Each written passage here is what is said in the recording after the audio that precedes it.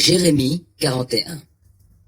Au 7e mois de l'année, Ismaël, fils de Néthania et petit-fils d'Élishama, qui était de descendance royale et l'un des généraux du roi, vint avec 10 hommes auprès de Guédalia, fils d'Ahikam, à Mitzpa. Pendant qu'ils étaient à table, ensemble à Mitzpa, Ismaël, fils de Néthania, se leva soudain avec les 10 hommes qui l'accompagnaient, et, de leur épée, ils assassinèrent Guédalia, fils d'Ahikam, petit-fils de Shaphan, que le roi de Babylone avait établi gouverneur du pays. Ils tuèrent aussi tous les Judéens qui étaient avec Guédalia à Mitzpa et les soldats chaldéens qui étaient sur place.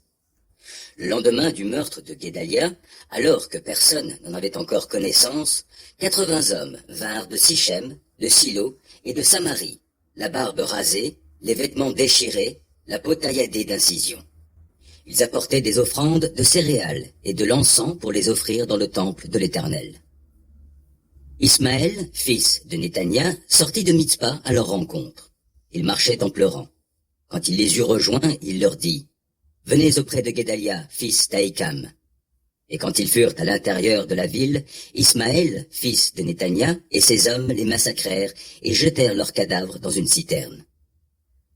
Il épargna cependant 10 d'entre eux, parce qu'ils avaient dit à Ismaël: « Ne nous fais pas mourir, nous avons des provisions cachées dans les champs, du blé, de l'orge, de l'huile et du miel. » Il ne les fit donc pas mourir avec leurs concitoyens.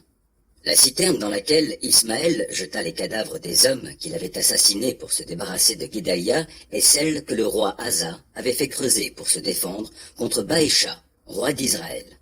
Ismaël, fils de Néthania, la remplit des cadavres de ses victimes. Puis il fit prisonnier le reste de la population de Mitzpa, les filles du roi et tous les gens qui restaient dans la ville et que Nebuzaradan, le chef de la garde, avait confiés à Guédalia, fils d'Ahikam.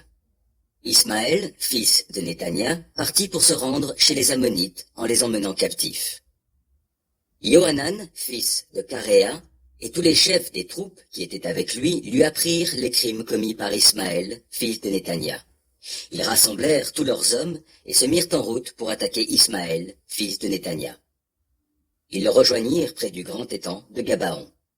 Quand tous les prisonniers d'Ismaël virent Hanan et tous les chefs de troupes qui l'accompagnaient, ils furent remplis de joie. Tous les gens qu'Ismaël avait emmenés prisonniers de Mitzpa firent demi-tour et vinrent se joindre à Yohanan, fils de Caréa.